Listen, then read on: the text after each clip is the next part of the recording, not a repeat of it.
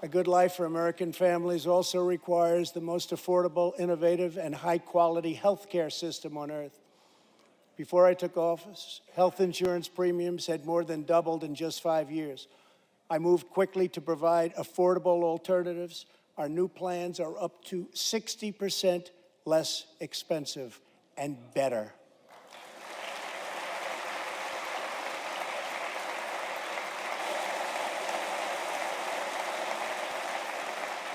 A good life for American families also requires the most affordable, innovative, and high-quality health care system. We will always protect patients with pre-existing conditions. Premiums had more than doubled in just 5 years. I moved quickly to provide affordable alternatives. Our new plans are up to 60% less expensive and better.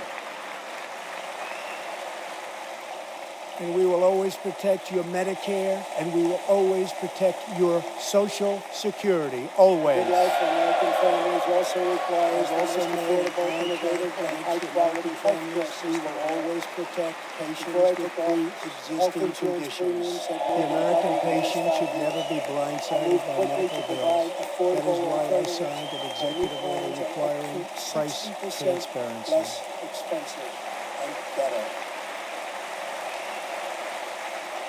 And we will always protect your Medicare, and we will always protect your Social Security, always, which will go into full effect at the beginning of next year, will be even bigger than health care reform. It will save families massive amounts of money for substantially better care.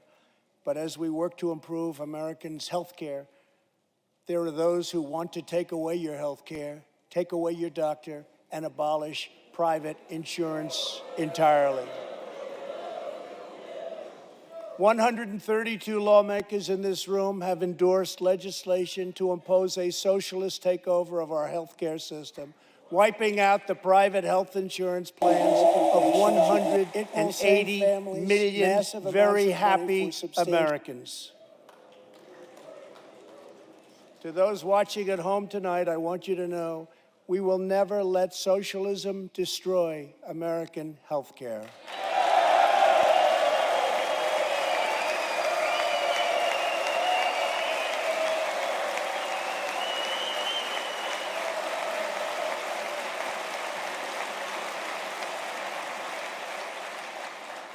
Over 130 legislators in this chamber have endorsed legislation that would bankrupt our nation to those watching by providing free taxpayer-funded health care to millions of illegal aliens, forcing taxpayers to subsidize free care for anyone in the world who unlawfully crosses our borders.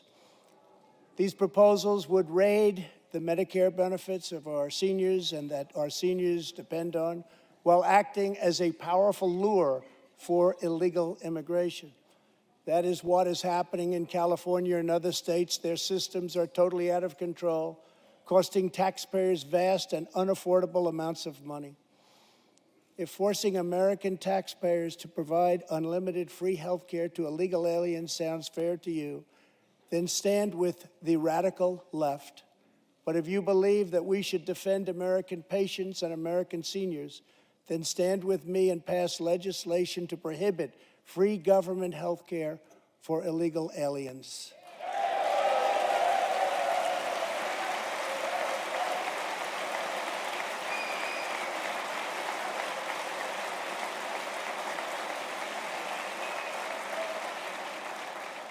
This will be a tremendous boon to our already very strongly guarded southern border, where, as we speak, a long, tall, and very powerful wall is being built.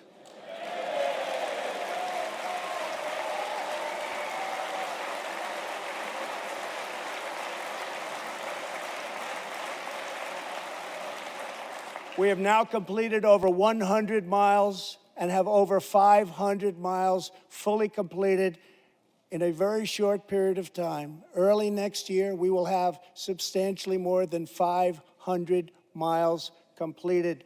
My administration is also taking on the big pharmaceutical companies. We have approved a record number of affordable generic drugs, and medicines are being approved by the FDA at a faster clip than ever before.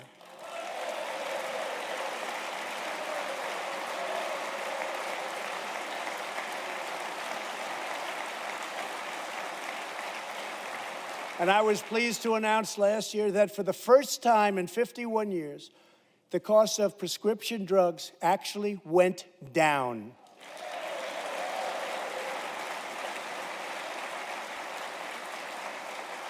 And working together, Congress can reduce drug prices substantially from current levels. I've been speaking to Senator Chuck Grassley of Iowa and others in Congress in order to get something on drug pricing done, and done quickly and properly. I'm calling for bipartisan legislation that achieves the goal of dramatically lowering prescription drug prices. Get a bill on my desk and I will sign it into law immediately.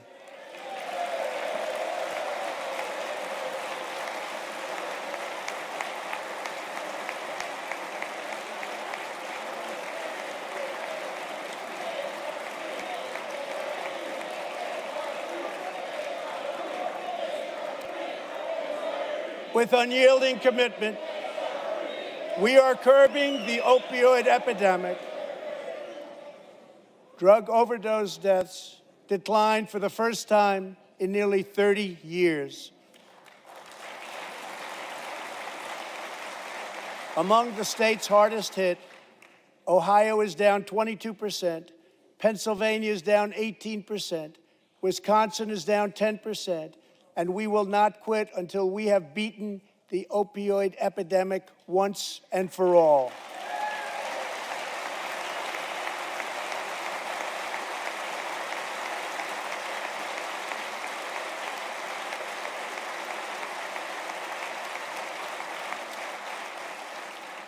Protecting Americans' health also means fighting infectious diseases.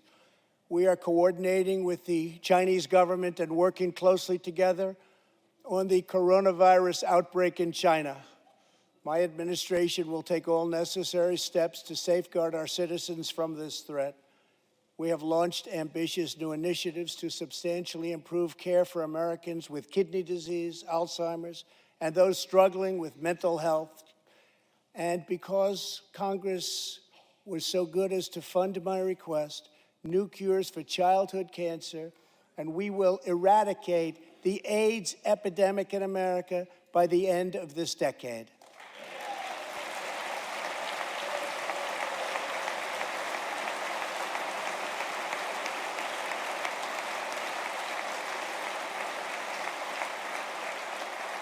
Almost every American family knows the pain when a loved one is diagnosed with a serious illness. Here tonight is a special man, beloved by millions of Americans, who just received a stage 4 advanced cancer diagnosis. This is not good news, but what is good news is that he is the greatest fighter and winner that you will ever meet. Rush Limbaugh, thank you for your decades of tireless devotion to our country.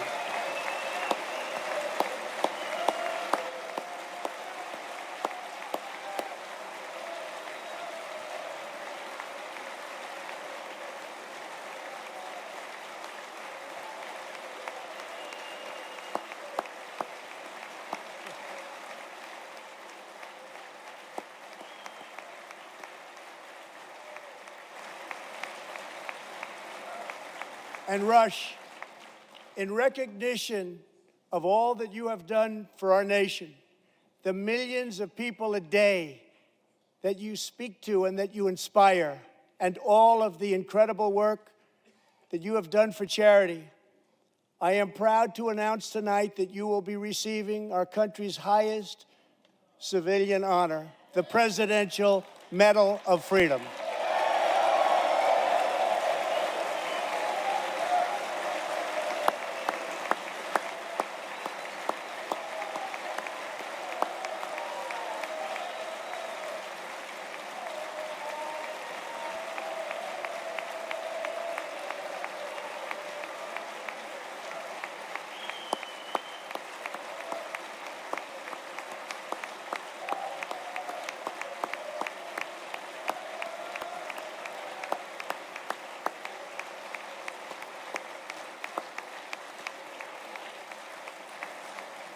I will now ask the First Lady of the United States to present you with the honor, please.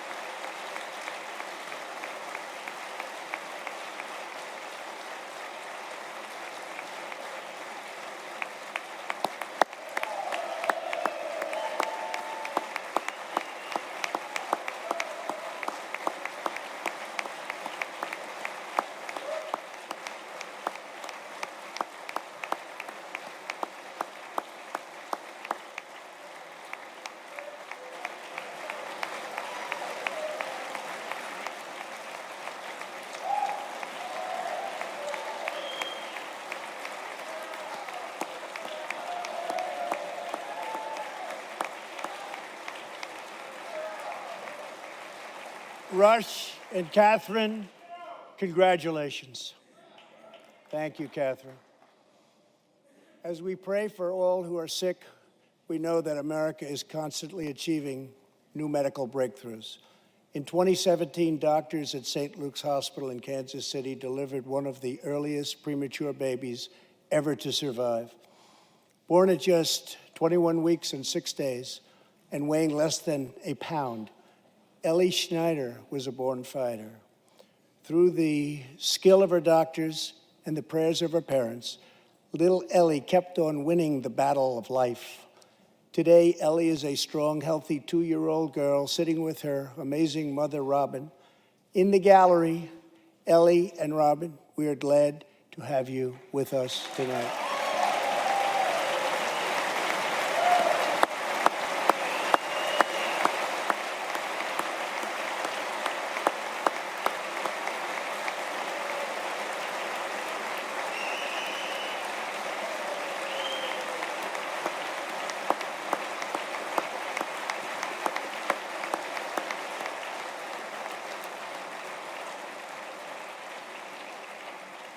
Ellie reminds us that every child is a miracle of life.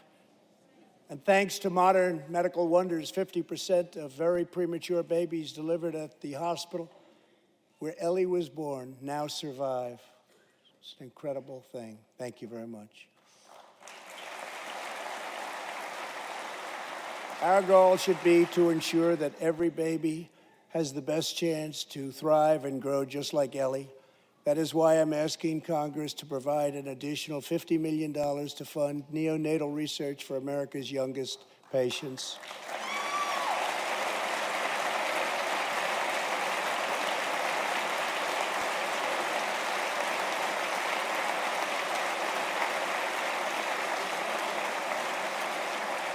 That is why I'm also calling upon members of Congress here tonight to pass legislation finally banning the late-term abortion of babies.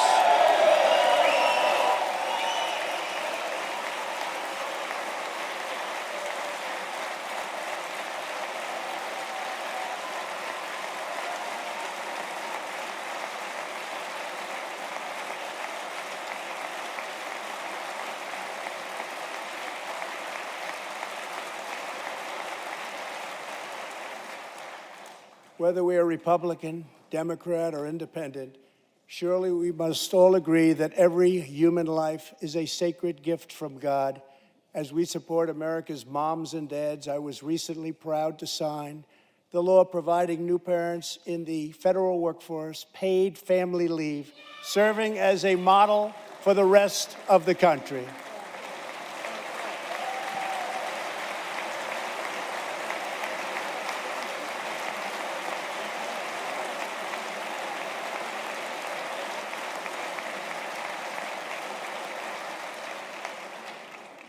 Now I call on Congress to pass the bipartisan Advancing Support for Working Families Act, extending family leave to mothers and fathers all across our nation.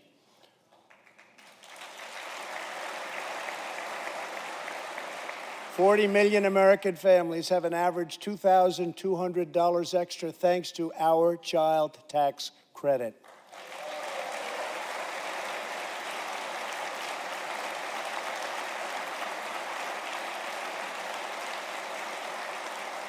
I've also overseen historic funding increases for high-quality child care, enabling 17 states to help more children, many of which have reduced or eliminated their wait lists altogether.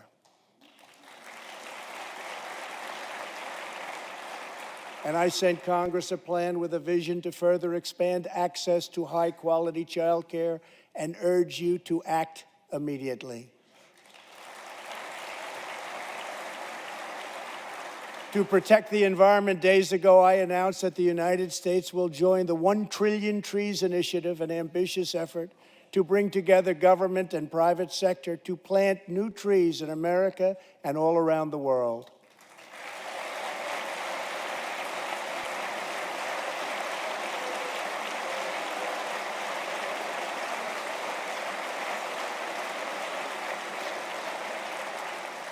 We must also rebuild America's infrastructure.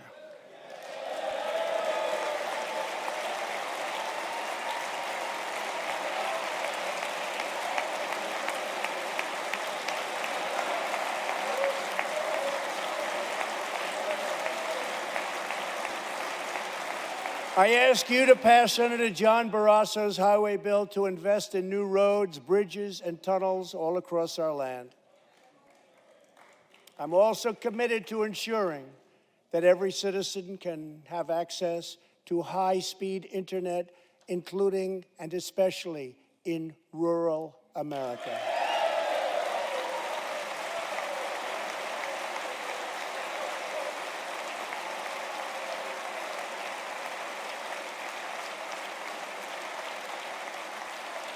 A better tomorrow for all Americans also requires us to keep America safe.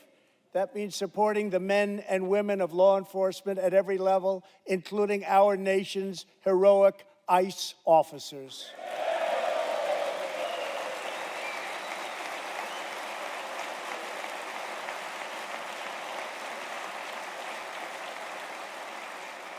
Last year, our brave ICE officers arrested more than 120,000 criminal aliens charged with nearly 10,000 burglaries, 5,000 sexual assaults, 45,000 violent assaults, and 2,000 murders. Tragically, there are many cities in America where radical politicians have chosen to provide sanctuary for these criminal illegal aliens. In sanctuary cities, local officials order police to release dangerous criminal aliens to prey upon the public instead of handing them over to ICE to be safely removed. Just 29 days ago, a criminal alien freed by the sanctuary city of New York was charged with the brutal rape and murder of a 92-year-old woman. The killer had been previously arrested for assault, but under New York sanctuary policies, he was set free. If the city had honored ICE's detainer request, his victim would still be alive today. The state of California passed an outrageous law declaring their whole state to be a sanctuary for criminal illegal immigrants, a very terrible sanctuary with catastrophic results. Here is just one tragic example. In December 2018, California police detained an illegal alien with 5 prior arrests, including convictions for robbery and assault. But as required by California's sanctuary law, local authorities released him. Days later, the criminal alien went on a gruesome spree of deadly violence. He viciously shot one man going about his daily work. He approached a woman sitting in her car and shot her in the arm and in the chest. He walked into a convenience store and wildly fired his weapon. He hijacked a truck and smashed into vehicles, critically injuring innocent victims. One of the victims is a terrible, terrible situation. Died, 51-year-old American named Rocky Jones. Rocky was at a gas station when this vile criminal fired 8 bullets at him from close range, murdering him in cold blood. Rocky left behind a devoted family, including his brothers, who loved him more than anything else in the world. One of his grieving brothers is here with us tonight. Jody, would you please stand? Jody, thank you.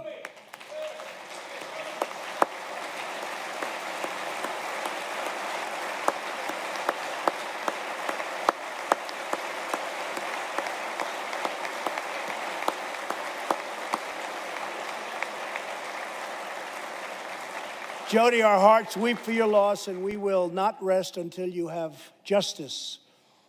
Senator Thom Tillis has introduced legislation to allow Americans like Jody to sue sanctuary cities and states when a loved one is hurt or killed as a result of these deadly practices.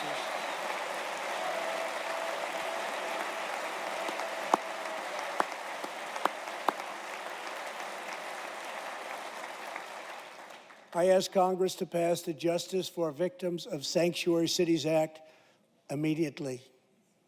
The United States of America should be a sanctuary for law-abiding Americans, not criminal aliens.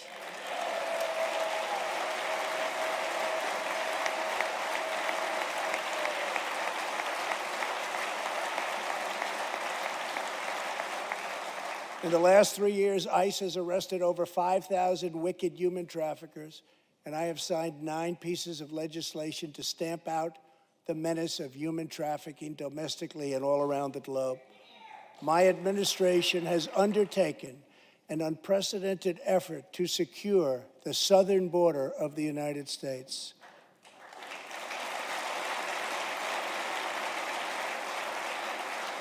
Before I came into office, if you showed up illegally on our southern border and were arrested, you were simply released and allowed into our country, never to be seen again.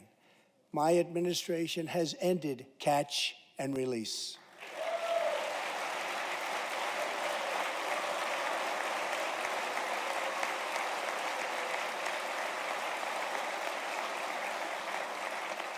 If you come illegally, you will now be promptly removed from our country.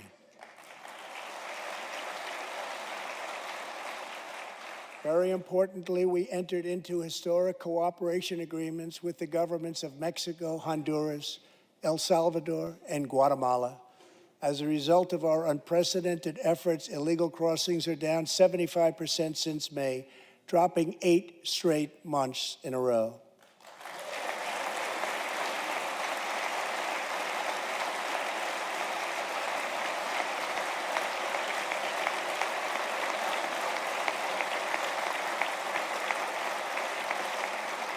And as the wall rapidly goes up, drug seizures rise, and the border crossings are going down and going down very rapidly.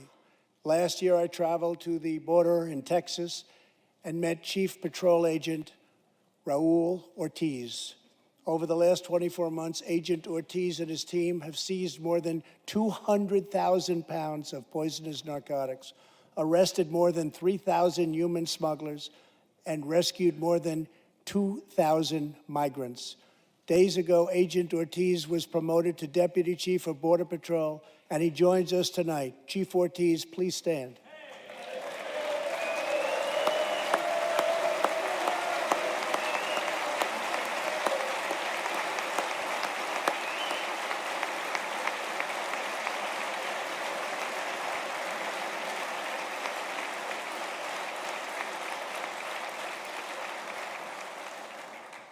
A grateful nation thanks you and all of the heroes of Border Patrol and ICE. Thank you very much.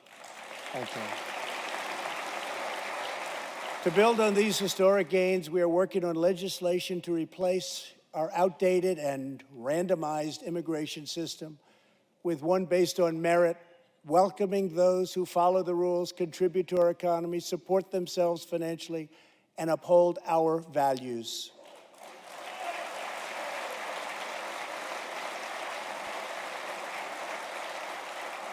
With every action, my administration is restoring the rule of law and reasserting the culture of American freedom.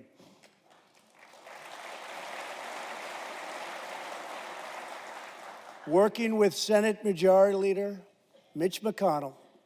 Thank you, Mitch.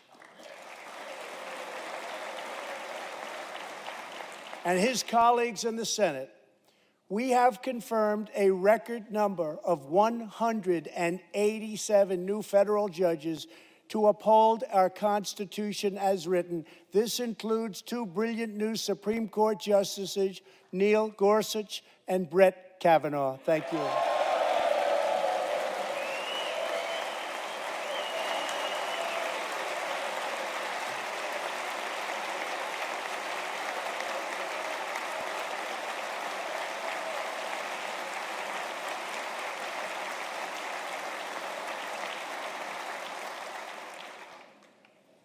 And we have many in the pipeline.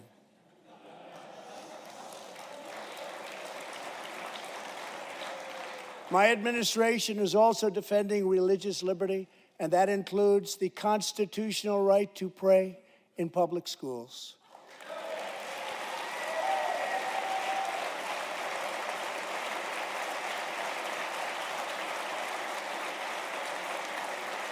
In America, we don't punish prayer. We don't tear down crosses. We don't ban symbols of faith. We don't muzzle preachers and pastors. In America, we celebrate faith. We cherish religion. We lift our voices in prayer, and we raise our sights to the glory of God. Just as we believe in the First Amendment, we also believe in another constitutional right that is under siege all across our country. So long as I am president, I will always protect your Second Amendment right to keep and bear arms.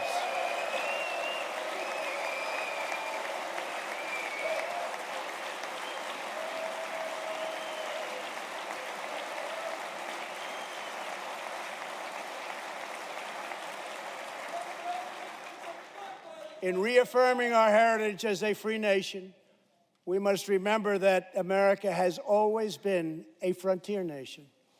Now we must embrace the next frontier, America's manifest destiny in the stars. I am asking Congress to fully fund the Artemis program to ensure that the next man and the first woman on the moon will be American astronauts, using this as a launching pad to ensure that America is the first nation to plant its flag on Mars.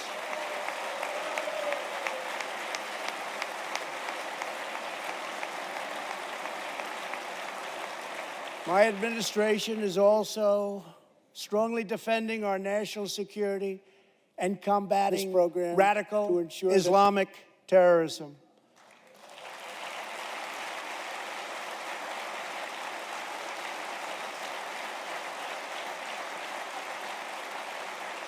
Last week, I announced a groundbreaking plan for peace between Israel and the Palestinians. Recognizing that all past attempts have failed, we must be determined and creative in order to stabilize the region and give millions of young people the chance to realize a better future. 3 years ago, the barbarians of ISIS held over 20,000 square miles of territory in Iraq and Syria. Today, the ISIS territorial caliphate has been 100% destroyed, and the founder and leader of ISIS, the bloodthirsty killer known as al-Baghdadi, is dead.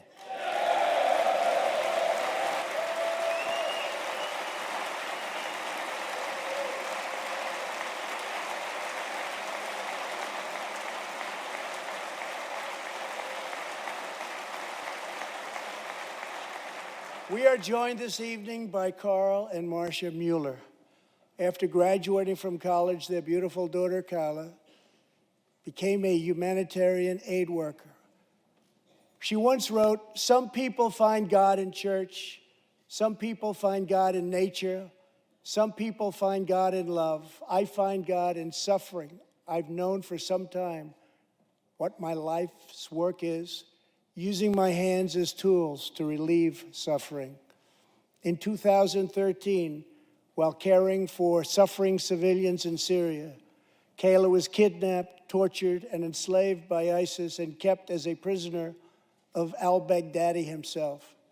After more than 500 horrifying days of captivity, al-Baghdadi murdered young, beautiful Kayla. She was just 26 years old.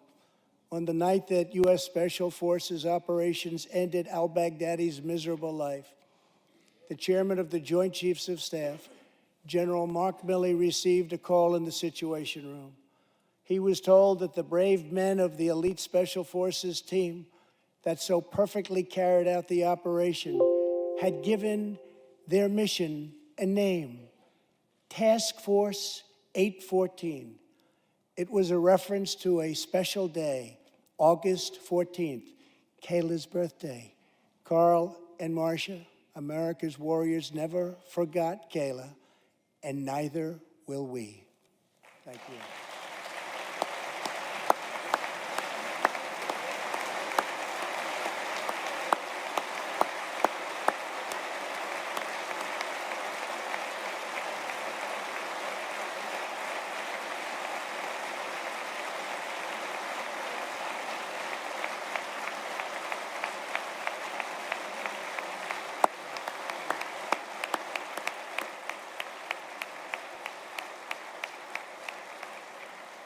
Every day, America's men and women in uniform demonstrate the infinite depth of love that dwells in the human heart. One of these American heroes was Army Staff Sergeant Christopher Hake. On his second deployment to Iraq in 2008, Sergeant Hake wrote a letter to his one-year-old son, Gage. "I will be with you again," he wrote to Gage. "I will teach you to ride your first bike, build your first sandbox, watch you play sports, and see you have kids also. I love you, son. Take care of your mother. I am always with you, Daddy." On Easter Sunday of 2008, Chris was out on patrol in Baghdad when his Bradley fighting vehicle was hit by a roadside bomb. That night, he made the ultimate sacrifice for our country. Sergeant Hake now rests in eternal glory in Arlington, and his wife, Kelly, is in the gallery tonight, joined by their son, who is now a 13-year-old and doing very, very well. To Kelly and Gage, Chris will live in our hearts forever. He is looking down on you now. Thank you.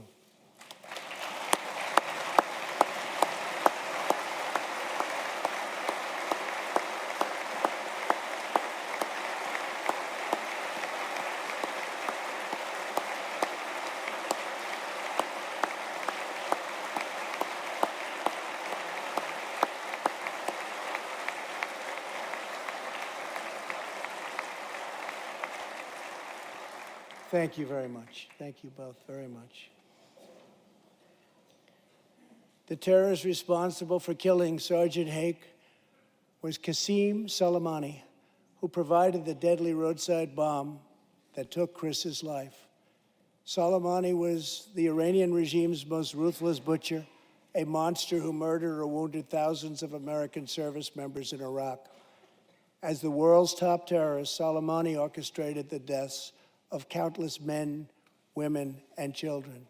He directed the December assault and went on to assault U.S. forces in Iraq, was actively planning new attacks when we hit him very hard. And that's why last month, at my direction, the U.S. military executed a flawless precision strike that killed Soleimani and terminated his evil reign of terror forever.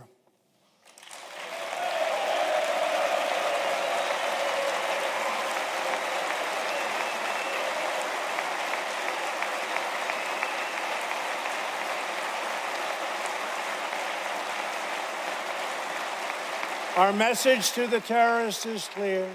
You will never escape American justice. If you attack our citizens, you forfeit your life.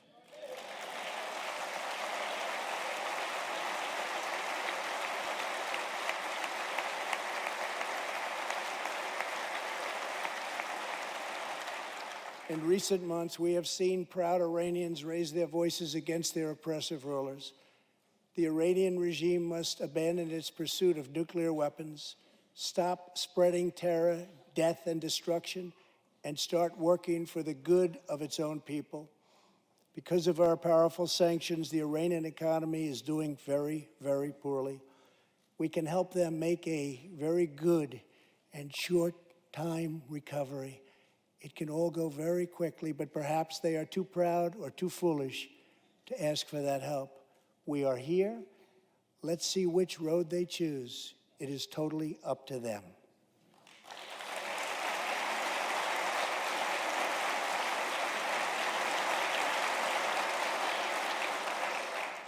As we defend American lives, we are working to end America's wars in the Middle East. In Afghanistan, the determination and valor of our warfighters has allowed us to make tremendous progress, and peace talks are now underway. I am not looking to kill hundreds of thousands of people in Afghanistan, many of them totally innocent. It is also not our function to serve other nations as law enforcement agencies. These are warfighters that we have, the best in the world, and they either want to fight to win or not fight at all. We are working to finally end America's longest war and bring our troops back home.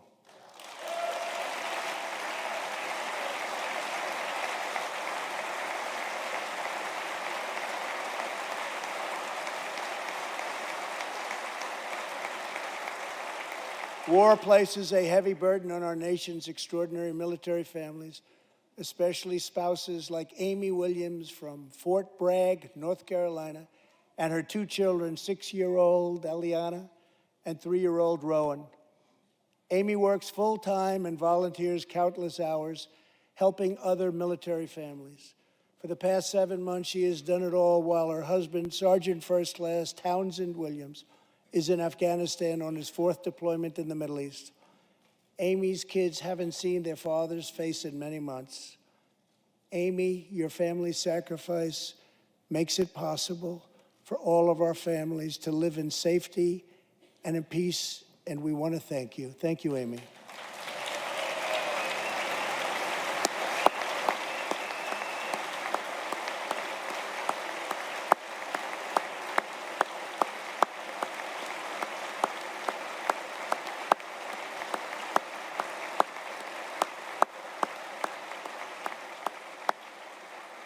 But Amy, there is one more thing. Tonight we have a very special surprise. I am thrilled to inform you that your husband is back from deployment. He is here with us tonight, and we couldn't keep him waiting any longer.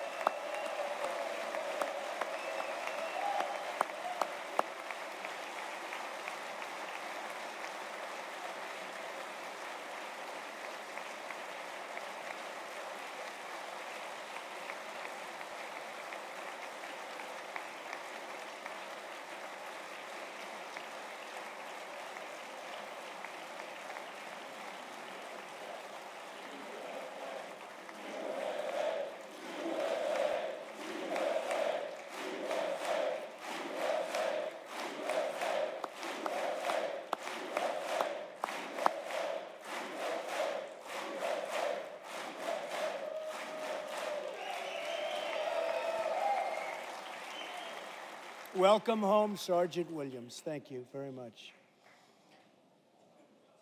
As the world bears witness tonight, America is a land of heroes. This is a place where greatness is born, where destinies are forged, and where legends come to life.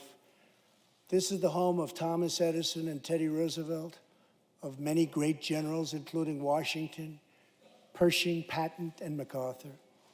This is the home of Abraham Lincoln, Frederick Douglass, Amelia Earhart, Harriet Tubman, the Wright brothers, Neil Armstrong, and so many more.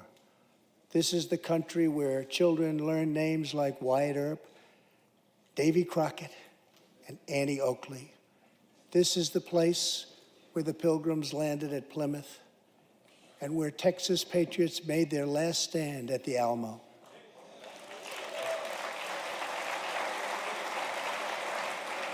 The beautiful, beautiful Alamo. The American nation was carved out of the vast frontier by the toughest, strongest, fiercest, and most determined men and women ever to walk on the face of the earth. Our ancestors braved the unknown, tamed the wilderness, settled the Wild West, lifted millions from poverty, disease, and hunger, vanquished tyranny and fascism, ushered the world to new heights of science and medicine, laid down the railroads, dug out the canals, raised up the skyscrapers, and ladies and gentlemen, our ancestors built the most exceptional republic ever to exist in all of human history, and we are making it greater than ever before.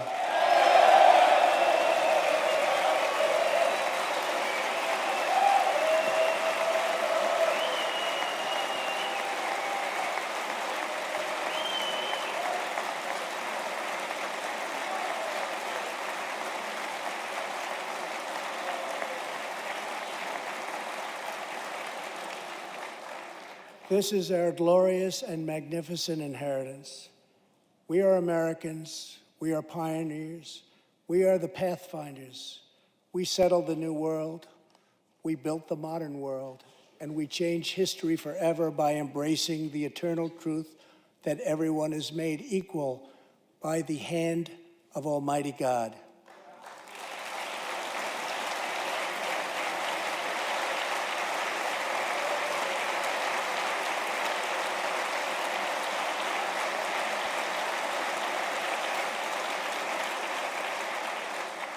America is the place where anything can happen. America is the place where anyone can rise. And here, on this land, on this soil, on this continent, the most incredible dreams come true. This nation is our canvas, and this country is our masterpiece. We look at tomorrow and see unlimited frontiers just waiting to be explored. Our brightest discoveries are not yet known. Our most thrilling stories are not yet told. Our grandest journeys are not yet made. The American age, the American epic, the American adventure has only just begun. Our spirit is still young. The sun is still rising. God's grace is still shining. And my fellow Americans, the best is yet to come.